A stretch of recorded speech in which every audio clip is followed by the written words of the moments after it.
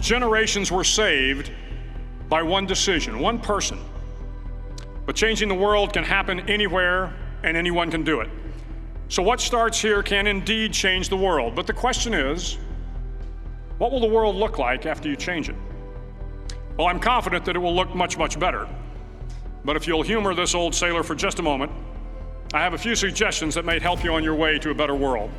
And while these lessons were learned during my time in the military, I can assure you that it matters not whether you ever served a day in uniform.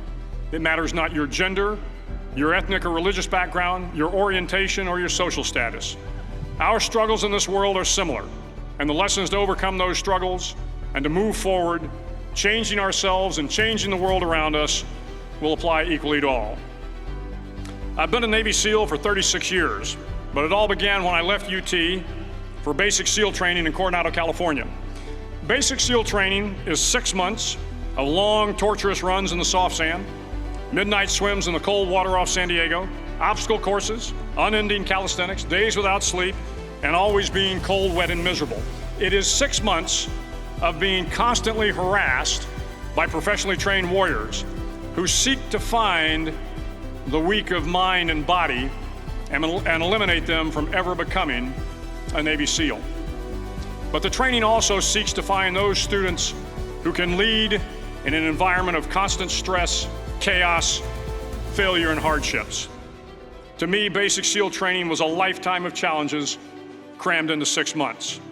So here are the 10 lessons I learned from basic SEAL training that hopefully will be of value to you as you move forward in life.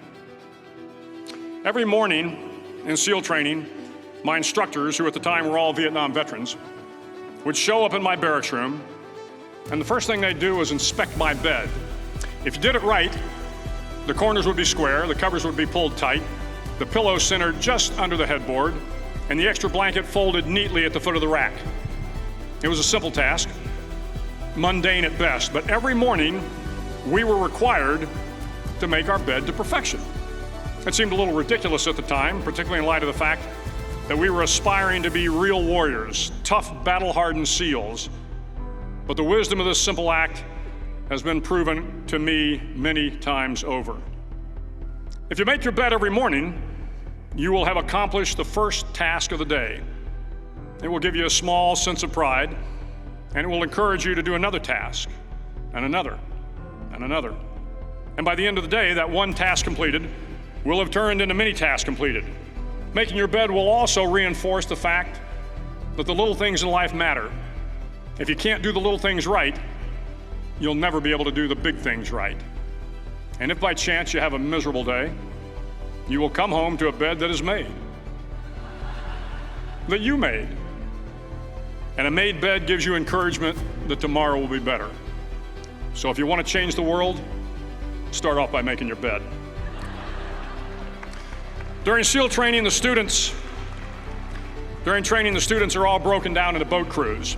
Each crew is 7 students, 3 on each side of a small rubber boat, and 1 coxswain to help guide the dinghy. Every day, your boat crew forms up on the beach and is instructed to get through the surf zone and paddle several miles down the coast. In the winter, the surf off San Diego can get to be 8 to 10 feet high, and it is exceedingly difficult to paddle through the plunging surf unless everyone digs in.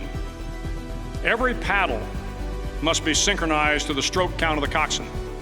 Everyone must exert equal effort, or the boat will turn against the wave and be unceremoniously dumped back on the beach.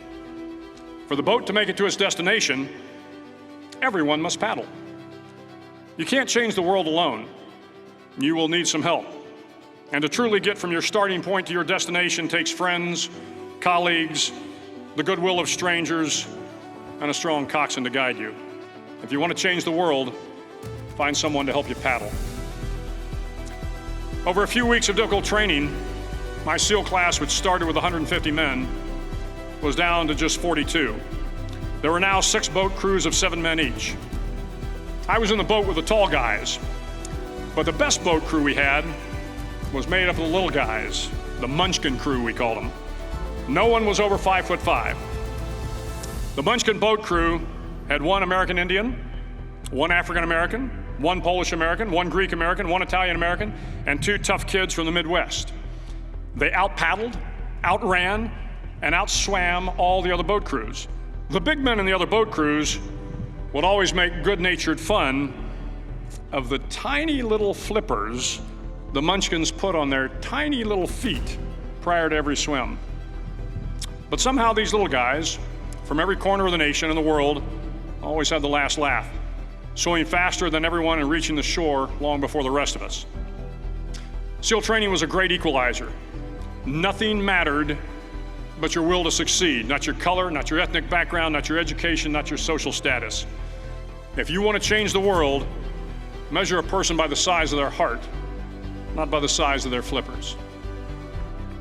Several times a week, the instructors would line up the class and do a uniform inspection.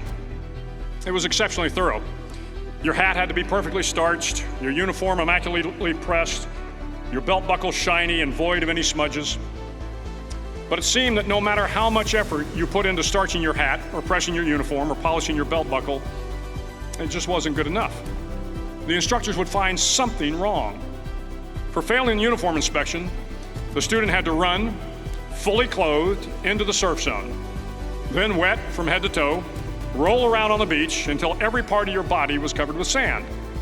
The effect was known as sugar cookie. You stayed in the uniform the rest of the day, cold, wet, and sandy. There were many a student who just couldn't accept the fact that all their efforts were in vain, that no matter how hard they tried to get the uniform right, it went unappreciated. Those students didn't make it through training. Those students didn't understand the purpose of the drill. You were never going to succeed. You were never going to have a perfect uniform. The instructors weren't going to allow it. Sometimes, no matter how well you prepare or how well you perform, you still end up as a sugar cookie. It's just the way life is sometimes. If you want to change the world, get over being a sugar cookie and keep moving forward. Every day during training, you were challenged with multiple physical events: long runs, long swims, obstacle courses, hours of calisthenics, something designed to test your mettle. Every event had standards, times you had to meet. If you failed to meet those times, those standards, your name was posted on a list, and at the end of the day, those on the list were invited to a circus. A circus was 2 hours of additional calisthenics, designed to wear you down, to break your spirit, to force you to quit. No one wanted a circus. A circus meant that for that day, you didn't measure up. A circus meant more fatigue, and more fatigue meant that the following day would be more difficult and more circuses were likely. But at some time during SEAL training, everyone made the circus list. But an interesting thing happened to those who were constantly on the list. Over time, those students who did 2 hours of extra calisthenics got stronger and stronger. The pain of the circuses built inner strength and physical resiliency. Life is filled with circuses. You will fail. You will likely fail often. It will be painful. It will be discouraging. At times, it will test you to your very core. But if you want to change the world, don't be afraid of the circuses.